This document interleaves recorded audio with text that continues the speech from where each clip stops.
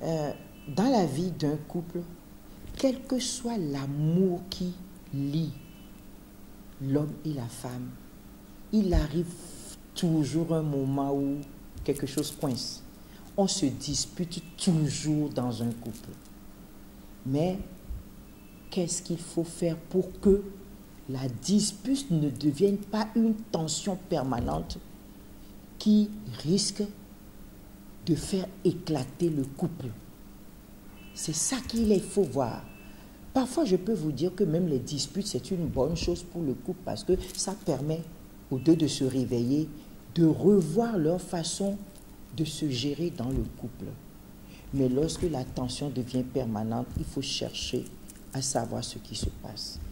La première chose que moi je conseille toujours à mes clients, c'est le respect de l'un et de l'autre. Quel que soit ce qui se passe, pas d'injures, pas d'actes de violence. Se respecter et prendre le temps de régler le problème. Prendre le temps de régler le problème, il faut que les deux parties soient honnêtes. Qu'on dise franchement et honnêtement quel est le vrai problème. Chérie, tu n'as plus de rapport sexuel avec moi. Chérie, tu sors trop le soir. Là, c'est la femme qui se plaint. Et ça peut être également des questions de profession. Ah, quand tu vas au bureau, tu ne viens plus. Ou bien, tu es accroché à ton travail, tu ne nous regardes plus. Il n'y a que ton travail. Tu es marié pratiquement à ton travail. De la même façon, quand il y a un problème, que l'homme s'assoie. J'ai constaté que tu ne me fais plus bien manger. J'ai constaté que la table n'est plus mise, la maison n'est pas propre, les enfants ne sont pas propres. J'ai constaté que dans ton travail, tu ne penses plus à moi. Quand tu viens, tu amènes le travail du bureau encore ici. Je veux bien que tu grandisses, que tu aies de la visibilité, mais à cause de ton travail, tu nous négliges, chérie. Qu'on dise concrètement ce qui se passe. Et quand on le dit, ça permet de régler les problèmes. Autre chose, lorsqu'il y a un problème, il faut prendre l'habitude de tout vider tout de suite. Ce qu'on conseille au couple, c'est ne jamais dormir, ne jamais se coucher sans avoir réglé quelque chose. Parfois, c'est des choses banales. Un petit mot banal et ça fait éclater. Qu'est-ce qui se passe? Il faut que si vous voulez que votre couple dure, il faut se dire la vérité. Se dire la vérité, quitte à ce qu'ensemble, on trouve les solutions. Vous trouvez les solutions parce que dans le couple, il y a l'intérêt des enfants aussi. Il y a les enfants, il faut toujours y penser.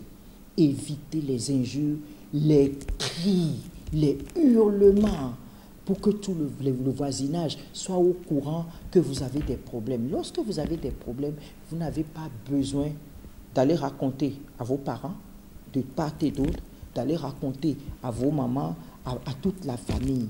Non, vous avez la possibilité de vous asseoir, de vous parler et de vous comprendre. Je l'ai toujours dit, quand une femme a choisi un homme pauvre ou riche, mais surtout un homme moyen qu'elle aime, elle ne regarde pas ailleurs. Ça, je le dirai toujours, c'est la nature même de la femme. Quand elle aime son homme, elle ne part pas. Mais le couteau tranchant vient de la part des hommes. Ils prétendent aimer la femme, mais ils vont chercher des histoires dehors. Il faut qu'ils regardent une autre femme dehors. Et là encore, ce n'est pas ça le problème. C'est les dérives. On ne rentre pas vite à la maison. On ne mange pas à la maison. On commence à être hargneux.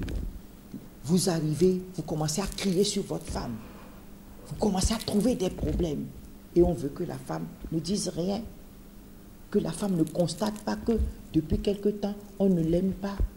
Depuis quelque temps, on ne la touche plus. On ne lui dit, mais on ne la regarde même pas. Elle a beau s'habiller pour faire plaisir, porter quelque chose de bien. On ne la regarde même pas. Mais les femmes ne peuvent pas croiser les bras. Ce n'est pas supportable, ça fait mal. Moi, ce que je dis aux hommes, et je le dirai toujours, respectez vos femmes et faites l'effort de lui montrer que elle est là, elle vous assiste, elle veut votre réussite. Il faut regarder ce côté avant d'aller faire les imbéciles dehors. Parce que nous connaissons des hommes qui ne veulent même pas donner l'argent de la popote, comme on dit chez nous ici, la pension alimentaire pour le couple.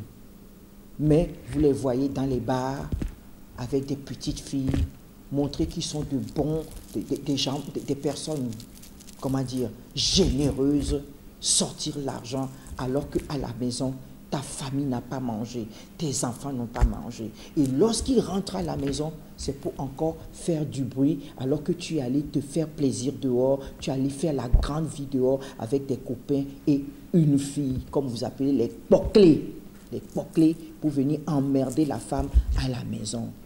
Donc, moi, ce que je dis, même dans ces situations, je dis toujours aux femmes, patience. Lorsque c'est l'homme qui déconne, il faut apprendre aussi à être patient, à parler, à lui dire que ce qu'il fait n'est pas bon. Il ne faut pas trop vite le prendre, faire des disputes, crier dessus, faire des choses pour envenimer. Il faut faire baisser la tension. Maintenant, lorsque vous avez fait de votre mieux et qu'il ne veut pas entendre raison, là, c'est autre chose.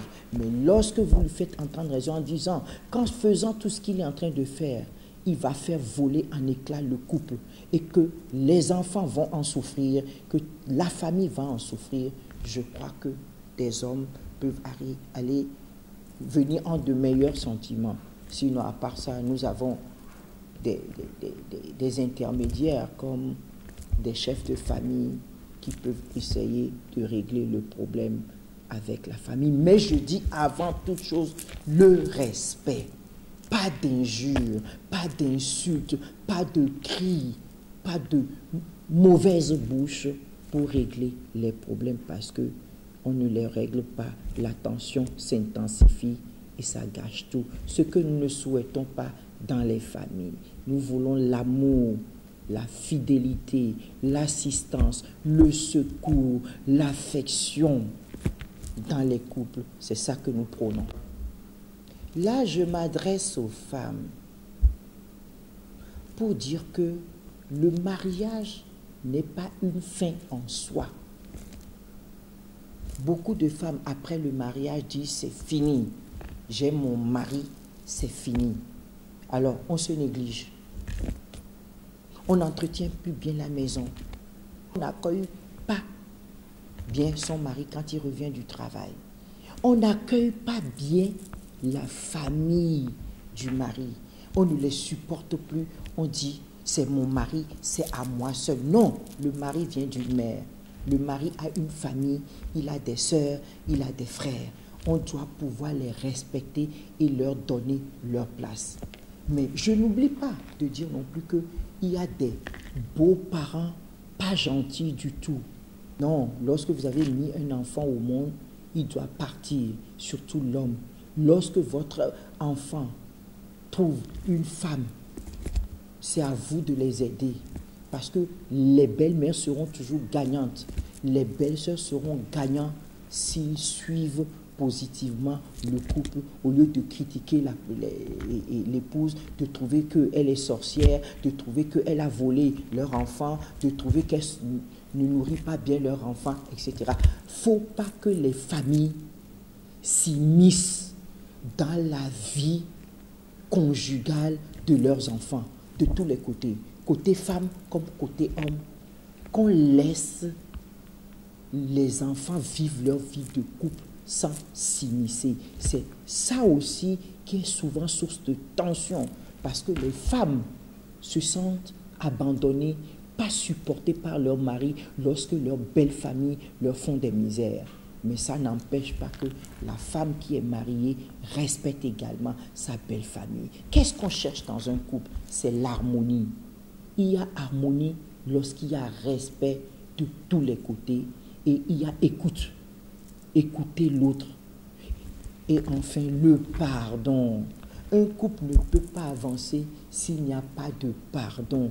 Fermez les yeux de temps en temps sur certaines dérives tant que vous avez droit au respect et faire baisser les tensions. Voilà.